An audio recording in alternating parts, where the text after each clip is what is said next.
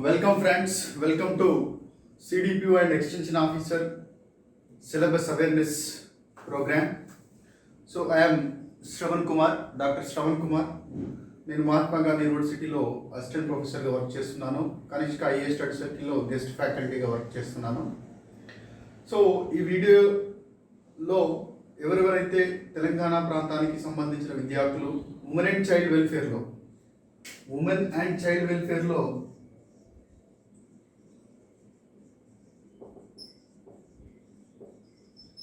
మనకి రీసెంట్గా గవర్నమెంట్ ఉద్యోగాలు భర్తీ చేస్తుందని ఈ మధ్య కాలంలో కదలిక వచ్చింది, సమాచారం కూడా ప్రభుత్వం నుంచి అధికారికంగా వచ్చింది. కాబట్టి అందులో బేసిక్గా రిలీజ్ చేసినటువంటి లిస్టులో ఉమెన్ అండ్ చైల్డ్ వెల్ఫేర్ నుంచి కూడా మనకి ఏసీడీపీఓ పోస్టులు, ఏసీడీపీఓ తర్వాత extension officer grade 1 and extension officer grade 2 ఈ మూడు రకాల పోస్టులు ఉన్నట్టుగా మనకు సమాచారం తెలిసింది. కాబట్టి సో ఈ ఎగ్జామ్స్కి సంబంధించి సిలబస్ ఏముంటుంది, అర్హులు ఎవరు, ఇంతకుముందు ఈ సిలబస్ మీద ఎగ్జామ్ ఏం జరిగింది అనేటువంటి విషయాలతో పాటు ఈ ఎగ్జామ్కి సంబంధించినటువంటి ఏసీడీపీఓ, ఈఓ అండ్ ఈఓ గ్రేడ్ 2 సంబంధించినటువంటి సిలబస్, ఎగ్జామ్ ప్యాటర్న్ మీద మీకు వరుసగా వీడియోలు అందించేటువంటి ప్రయత్నం చేస్తున్నాము. ఈ ప్రయత్నంలో భాగంగా ఈ సిరీస్లో 5 వీడియోస్ అందించడం జరుగుతుంది. 5 వీడియోస్.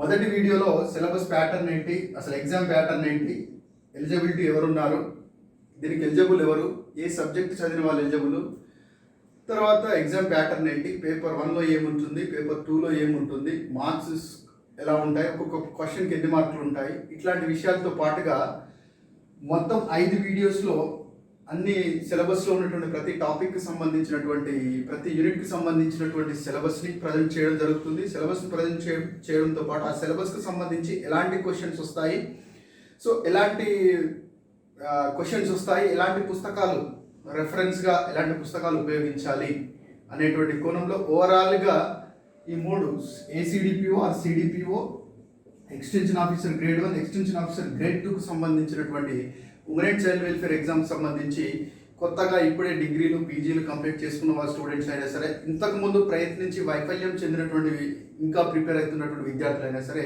వారందరికీ సిలబస్ మీద ఒక మంచి అవగాహన కలిగేటువంటి విధంగా, తద్వారా వాళ్ళ కాన్ఫిడెన్స్ని గెయిన్ చేసుకునేటువంటి లక్ష్యంతో మీకు సాక్షి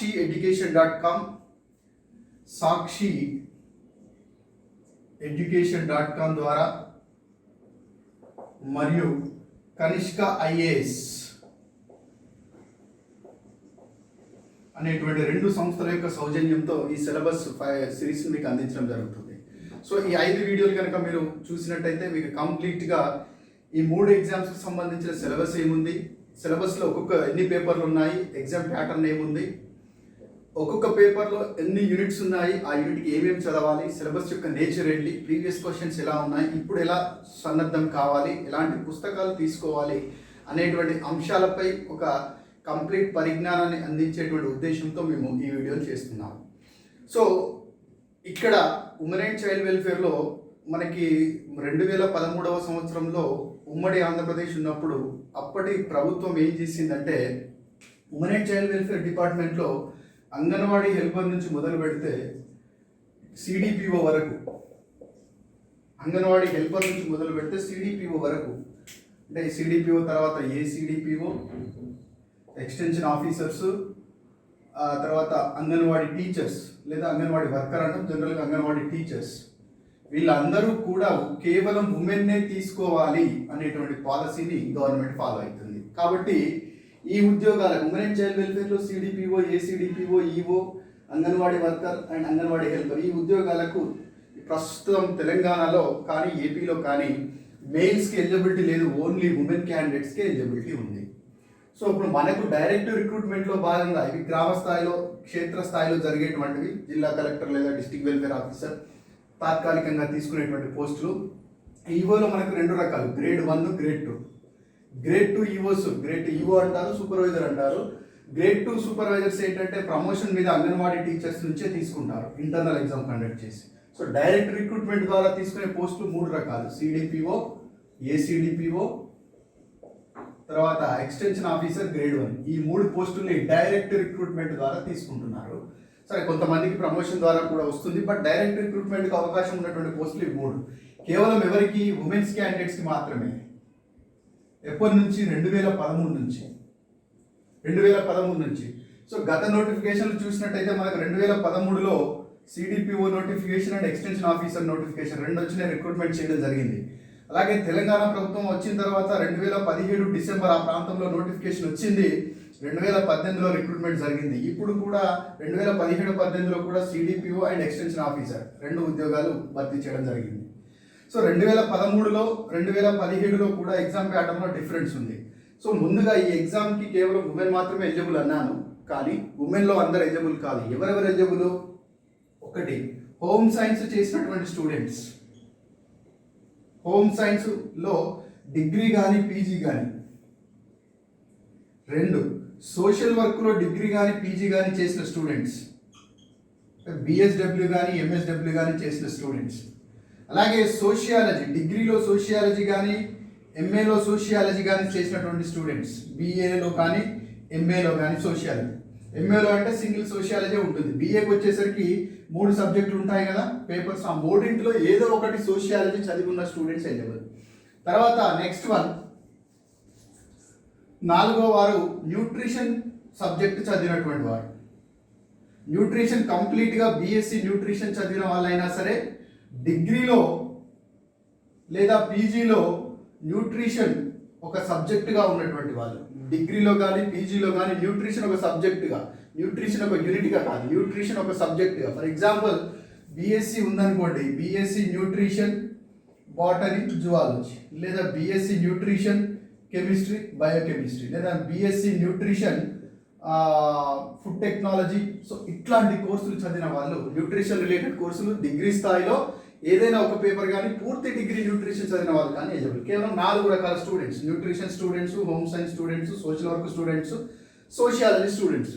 బాగా చాలా మంది విద్యార్థులు కన్ఫ్యూజన్లో ఉండేది, బీఎస్సీ బీజెడ్సీ చేసిన వాళ్ళు కానీ, లేకపోతే బయోటెక్నాలజీ బయోకెమిస్ట్రీ కెమిస్ట్రీ ఇట్లాంటి డిగ్రీలు చేసిన వాళ్ళు నాట్ ఎలిజిబుల్.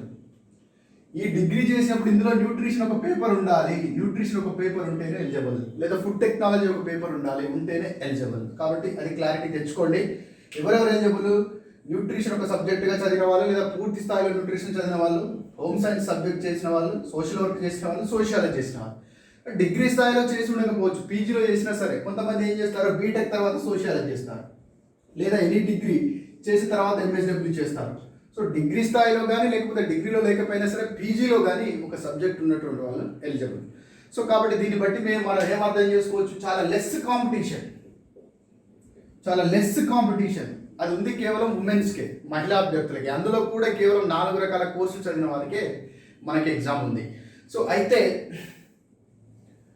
2013లో ఒకసారి ఎగ్జామ్ జరిగిందని చెప్పారు కదా మన తెలంగాణలో. తెలంగాణ అంటే పార్ట్ ఆఫ్ ఆంధ్రప్రదేశ్. అప్పుడు ఉమ్మడి రాష్ట్రంగా ఉన్నప్పుడు ఎగ్జామ్ జరిగింది. అప్పటికి 2017లో జరిగినటువంటి నోటిఫికేషన్కి కొంచెం డిఫరెన్స్ ఉంది. సో దాన్ని అవగాహన తెచ్చుకోండి ఒక 2 నిమిషాలు. తర్వాత మనం ప్రజెంట్ ప్యాటర్న్ గురించి మాట్లాడాలి. సో 2013 నోటిఫికేషన్ వేసినప్పుడు సిడిపిఓ కానీ, తర్వాత రెండోది ఏంటి EO extension officer grade 1. CDPO నోటిఫికేషన్కి 2 పేపర్లు పెట్టారు, 2 పేపర్స్. ఎప్పుడు 2013లో 2 పేపర్స్ పెట్టారు. ఒకటేమో జనరల్ స్టడీస్ 150 మార్క్స్.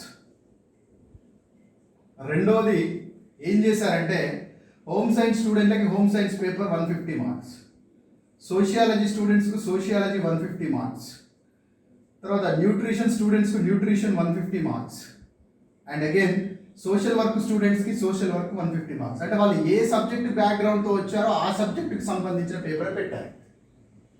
మళ్ళీ ఇక్కడ జిఎస్లో 150 × 1 మార్క్ 150 మార్క్సే. కానీ ఇక్కడికి వచ్చేసరికి సబ్జెక్ట్ పేపర్ వచ్చేసరికి ఒక్కొక్క క్వశ్చన్ 2 మార్కులు 300 మార్కులు పెట్టారు. దాని అర్థం ఏంటి, పేపర్ 1లో తక్కువ స్కోర్ చేసినా సరే పేపర్ 2లో ఎక్కువ స్కోర్ చేసినా మనకు ఎక్కువ క్వశ్చన్స్ చేస్తే మనకి మార్క్స్ ఎక్కువ వచ్చే ఛాన్స్ ఉంది. ఇందులో ఒక క్వశ్చన్ తప్పు పెడితే మనకు 1 మార్కే పోతుంది, కానీ ఇందులో తప్పు పెడితే 2 మార్కులు పోతాయి. కాబట్టి ఇందులో ప్రతిభ ఎక్కువ చూపిన స్టూడెంట్స్ సర్వీసులు తెచ్చుకున్నటువంటి సాంప్రదాయం మనకు కనపడుతుంది.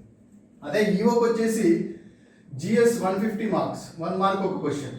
సేమ్ మళ్ళీ సబ్జెక్టు కూడా 150 క్వశ్చన్స్ ఒకటే మార్క్ పెట్టాడు. ఈవోకి వచ్చేసి పేపర్ 2 ఒకటే మార్క్ పెట్టాడు. సిడిపిఓకి వచ్చేసి పేపర్ 2 మార్క్స్ పెట్టాడు. ఎందుకంటే డెప్త్ అడుగుతాడు కాబట్టి, పెద్ద పోస్ట్ కాబట్టి, గెస్టెడ్ క్యాడర్ పోస్ట్ కాబట్టి, ఆల్మోస్ట్ గ్రూప్ 1 క్యాడర్ పోస్ట్ కాబట్టి దానికి అలా అడగడం జరిగింది. అయితే 2017కి వచ్చిన తర్వాత సినారియో మారింది. ఇది 2013 ఇంతకుముందు జరిగింది. 2017లో మనకు రీసెంట్గా 2017లో నోటిఫికేషన్ వచ్చింది. 2018 ఫిబ్రవరి ఆర్ మార్చి ఆ ప్రాంతంలో ఎగ్జామ్ జరిగింది. సో అప్పుడు మనం చూసినప్పుడు 2017-18 పాయింట్ ఆఫ్ వ్యూలో చూసినప్పుడు సేమ్ మనకి సిడిపిఓ ఆర్ ఏసిడిపిఓ నోటిఫికేషన్ వచ్చింది. దాంతోపాటు దీని తర్వాత ఎక్స్టెన్షన్ ఆఫీసర్ గ్రేడ్ 1 నోటిఫికేషన్ వచ్చింది. ఇక్కడ కూడా 2 papers. Paper 1 general studies and general awareness. Paper 2 ఏం చేశాడు, ఇంతకుముందు ఏం చేశాడు, హోమ్ సైన్స్ వాళ్ళకి హోమ్ సైన్స్ పేపర్ ఇచ్చాడు, సోషల్ వర్క్ వాళ్ళకి సోషల్ వర్క్ పేపర్ ఇచ్చాడు, న్యూట్రిషన్ వాళ్ళకి న్యూట్రిషన్ పేపర్ ఇచ్చాడు, సోషియాలజీ వాళ్ళకి సోషియాలజీ పేపర్ ఇచ్చాడు. కానీ ఈసారి అలా చేయలేదు. Common paper. ఇక్కడ కూడా 150 క్వశ్చన్స్ ఇంటూ 2 మార్క్స్ 300 మార్క్స్. ఇక్కడ 150 question into 1 mark 150 marks. No negative questions, no negative system. అంటే నెగిటివ్ మార్క్స్ అనేది లేదు, అన్ని పాజిటివ్ మార్క్స్. అంటే తప్పు ఆన్సర్ చేస్తే క్వశ్చన్ అంటే ఏదైనా ఒక క్వశ్చన్ తప్పు చేసినప్పుడు దానికి ఒక క్వశ్చన్ తప్పు చేస్తే 1/3 మార్క్స్ కట్ చేసేటువంటి సాంప్రదాయం సిస్టమ్ రూల్ ఇక్కడ లేదు. మళ్ళీ ఈవోకి వచ్చేసరికి కూడా GS 1 పేపర్ 1, తర్వాత కామన్ పేపర్. దీనికి 150 ఇంటూ 1 మార్క్స్, ఇది 150 ఇంటూ ఇక్కడ కూడా 1 మార్కే. అంటే దీన్ని బట్టి ఏమర్థం చేసుకోవాలి, ఈవోకి వచ్చినప్పుడేమో పేపర్ 1 అయినా పేపర్ 2 అయినా సేమ్ మార్క్స్. కానీ సిడిపిఓకి వచ్చినప్పుడు పేపర్ 1 150 మార్క్స్, పేపర్ 2 వచ్చేసి 300 మార్క్స్. But question same. అంటే ఇక్కడ ఒక క్వశ్చన్కి 2 మార్కులు. కాబట్టి పేపర్ 2 మీద ఫోకస్ చేయాలి.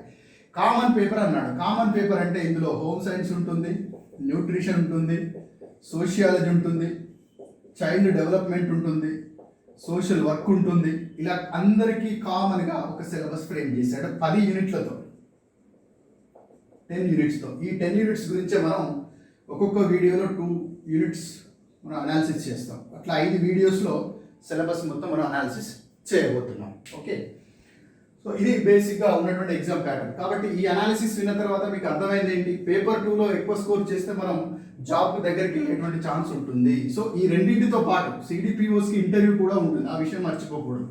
ఓకే, ఇంటర్వ్యూ కూడా ఉంటుంది.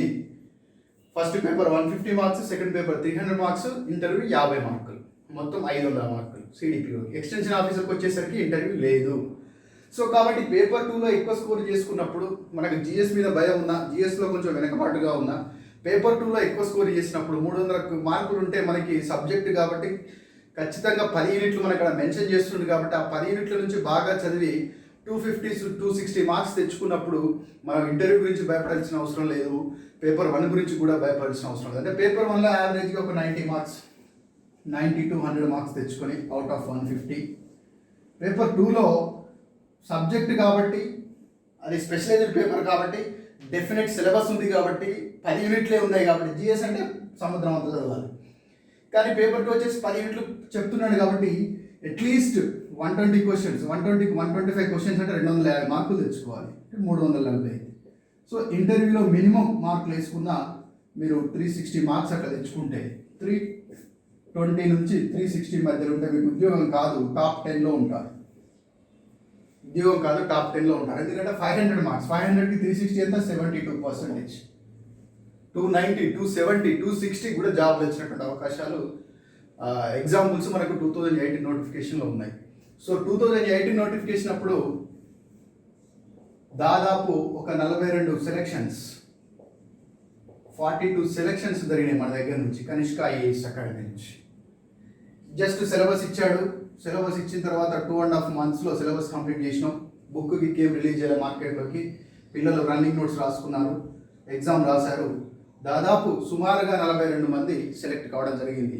అందులో మా కృషితో పాటు విద్యార్థుల యొక్క పట్టుదల, సెలెక్ట్ కావాలనేటువంటి ఒక, అంటే ఖచ్చితంగా చదవాలి, మళ్ళీ మళ్ళీ అవకాశం రాదు అనేటువంటి ఒక డిటర్మినేషన్ ఉన్నటువంటి స్టూడెంట్స్ మాకు దొరకడం, వారికి తగ్గట్టుగా బోధించడం, కొత్త సిలబస్ కావడం, మార్కెట్లో సరి అయినటువంటి పుస్తకాలు లేకపోవడం, ఉన్న పుస్తకాలు సరిగ్గా లేకపోవడం, ఇలాంటి ఫ్యాక్టర్స్ వల్ల ఎక్కువ సెలెక్షన్స్ 2013లో కూడా చాలా సెలెక్షన్స్ ఇచ్చినాం, 2018లో కూడా మనం చాలా సెలెక్షన్స్ ఇవ్వడం జరిగింది. సో కాబట్టి be clear about exam pattern, syllabus exam pattern ఏంటి? Paper 1 general studies, paper 2 common paper. Paper 1 150 మార్కులు, పేపర్ 2 300 మార్క్స్. అదే ఈవోకి వచ్చేసి పేపర్ 2 వచ్చేసి 150 మార్కులు. సో సిలబస్కి సంబంధించి మనకు జనరల్ స్టడీస్లో ఒక 16 అంశాలు ఉంటాయి. ఆ జనరల్ స్టడీస్ అనేది నాకు సంబంధించిన అంశం కాదు. I'm confine to paper 2.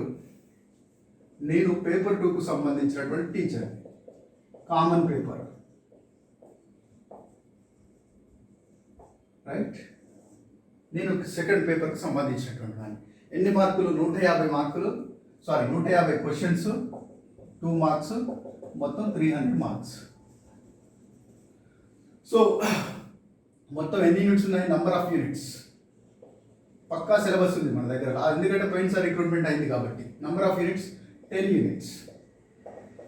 Number of units ఎన్ని ఉన్నాయి? 10 యూనిట్స్ ఉన్నాయి. ఇక్కడ ఎందుకు చూపెడతారు PDF కూడా. So this is the syllabus. పోయినసారి నోటిఫికేషన్ జరిగినప్పుడు మనకు వచ్చినటువంటి syllabus. Paper 2 common all degree level. So ఇవన్నమాట పేపర్ 1. సో పేపర్ 10 యూనిట్లు ఉన్నాయి. సో ఈ 10 యూనిట్లను ఇప్పుడు ఎందుకు సిలబస్ అనాలిసిస్ అవసరమో ఎగ్జామ్ ప్రిపేర్ అయ్యేటువంటి వాటి పిల్లలకి అనేటువంటి కోణంలో చూస్తే, ఉమెన్ అండ్ చైల్డ్ వెల్ఫేర్లో నోటిఫికేషన్లు లిమిటెడ్ కాంపిటీషన్, చాలా తక్కువ మందికి అవకాశం, అందులో ఉమెన్కి అవకాశం. ఉమెన్లో కూడా కేవలం home science, social work, sociology, nutrition చదివిన స్టూడెంట్స్కి అవసరం ఎలిజిబిలిటీ ఉంది. రెండవది, ఇది రెగ్యులర్గా వచ్చేటువంటి కానిస్టేబుల్, SI నోటిఫికేషన్ లాంటిది కాదు, DSC నోటిఫికేషన్ లాంటిది కాదు. మనం కనుక చూస్తే చరిత్ర 2013లో వచ్చింది, మళ్ళీ 2017లో వచ్చింది, మళ్ళీ ఇప్పుడు 2021. అంటే ఈసారి మిస్ అయితే మళ్ళీ 4 సంవత్సరాలు. 2013, 17 4 సంవత్సరాలు, 2017 నుంచి 2021 4 సంవత్సరాలు. ఇప్పుడు మిస్ అయితే మళ్ళీ 2025కి వెళ్ళిపోతుంది. అప్పటి వరకు మన పరిస్థితి ఎలా ఉంటుందో కూడా చెప్పలేము. సో కాబట్టి రెగ్యులర్గా వచ్చే నోటిఫికేషన్లే కాదు కాబట్టి, గ్రూప్ 1, గ్రూప్ 2 మిగతా ఉద్యోగాలతో పోల్చి చూసినప్పుడు తక్కువ కాంపిటీషన్ ఉంటుంది కాబట్టి, మరియు CDPO ఉద్యోగం అనేది కేవలం మహిళల కోసం ఉద్దేశించినటువంటి సంక్షేమ కార్యక్రమం అయినటువంటి ICDS, ప్రధానంగా ICDS, మిగతా చైల్డ్ వెల్ఫేర్ ఇన్స్టిట్యూషన్లో కూడా ఇవ్వచ్చు, ఇస్తే చైల్డ్ వెల్ఫేర్ ఆఫీసర్స్గా మిగతా దాంట్లో కూడా డిప్యూటేషన్ మీద ఇవ్వచ్చు. బట్ బేసిక్ ఏంటంటే ICDSలో ఒక ప్రాజెక్టుకు ఆఫీసర్గా సెలెక్ట్ కాబోతున్నారు. అంటే అక్కడ ఉమెన్ అండ్ చిల్డ్రన్ మాత్రమే ఉంటారు. మీ వర్కింగ్ కండిషన్స్ అన్ని కూడా మహిళా సంక్షేమం, బాలల సంక్షేమం కోసం పనిచేసేటువంటి విధానం. అంటే ఒక పర్సనల్ సాటిస్ఫాక్షన్ ఉంటుంది. పర్టికులర్గా ఒక ఉమెన్ పనిచేయడానికి కావాల్సినటువంటి, ఉమెన్ ప్రిఫరబుల్ చేసేటువంటి వర్కింగ్ కండిషన్స్ మనం మీకు ఎటు చూసినా మహిళలే కనపడతారు, చిన్నపిల్లలే కనపడతారు. వారికి సేవ చేయడం అనేది, బలహీన వర్గాల పిల్లలకి, బలహీన వర్గాల ఉమెన్, రూరల్ ఉమెన్కి సర్వీస్ చేయడం అనేది ఒక శాలరీతో పాటు, ఇది ఒక గెజిటెడ్ పోస్టు, గెజిటెడ్ హోదాతో పాటు, సమాజంలో ఒక హోదాతో పాటు, ఒక తన కాలం మీద తను నిలబడతో పాటు, ఒక ఆఫీసర్గా మారడంతో పాటు వృత్తిపరమైనటువంటి సాటిస్ఫాక్షన్, ప్రొఫెషనల్ సాటిస్ఫాక్షన్ ఉంటుంది. Professional satisfaction. నువ్వు ఒక చదువుకున్న మహిళగా, ఒక మంచి గెజిటెడ్ ఉద్యోగానికి ఎంపికైనటువంటి మహిళగా, బలహీన వర్గానికి చెందినటువంటి మహిళలు, గ్రామీణ ప్రాంతానికి చెందినటువంటి మహిళలకు సేవలు అందిస్తుండేటువంటి ఉద్యోగం కాబట్టి, CDPO ఉద్యోగం అనేది గ్రూప్ 1 క్యాడర్ పోస్ట్ కాబట్టి, మంచి ప్రొఫెషనల్ సాటిస్ఫాక్షన్ ఉండేటువంటి ఉద్యోగం కాబట్టి, వెనుకబడ్డ వర్గాలకి సేవ చేసేటువంటి అవకాశం, ఒక సామాజిక సేవ చేసేటువంటి అవకాశం, మంచి జీతాన్ని పొందుతూ, హోదాని పొందుతూ కూడా సేవ చేసినటువంటి తృప్తి అందించేటువంటి ఉద్యోగం కాబట్టి దీన్ని మీరు సీరియస్గా తీసుకోవాలి. సో కాకపోతే ఇక్కడ సిలబస్ అనాలిసిస్ ఎందుకు అవసరం స్టూడెంట్స్కి అనేటువంటి కోణంలో చూసినప్పుడు, సో మనకి స్టూడెంట్స్ డైవర్సిటీ చూస్తే హోమ్ సైన్స్ పిల్లలు ఉన్నారు, సోషియాలజీ పిల్లలు ఉన్నారు, సోషల్ వర్క్ స్టూడెంట్స్ ఉన్నారు, న్యూట్రిషన్ స్టూడెంట్స్ ఉన్నారు. సో హోమ్ సైన్స్ పిల్లలు కనుక తీసుకుంటే వాళ్ళు హోమ్ సైన్స్ బాగా చేయగలుగుతారు, కుకింగ్ మెథడ్స్ ఏంటి, లేకపోతే న్యూట్రిషన్ కూడా కొద్ది వరకు చేయగలుగుతారు, ఎక్స్టెన్షన్ అంటే ఏంటో చేయగలుగుతారు, వీటి మీద బాగా చెప్పగలుగుతారు వాళ్ళు. కానీ sociology, basic sociology, social work, case work అంటే ఏంటి, గ్రూప్ వర్క్ అంటే ఏంటి, కమ్యూనిటీ ఆర్గనైజేషన్ అంటే వాళ్ళకి టచ్ లేనిది, ఇంతవరకు కూడా ఇక్కడ టచ్ లేని సబ్జెక్ట్ కాబట్టి వాళ్ళకి ఇప్పుడు అవేర్నెస్ అవసరం.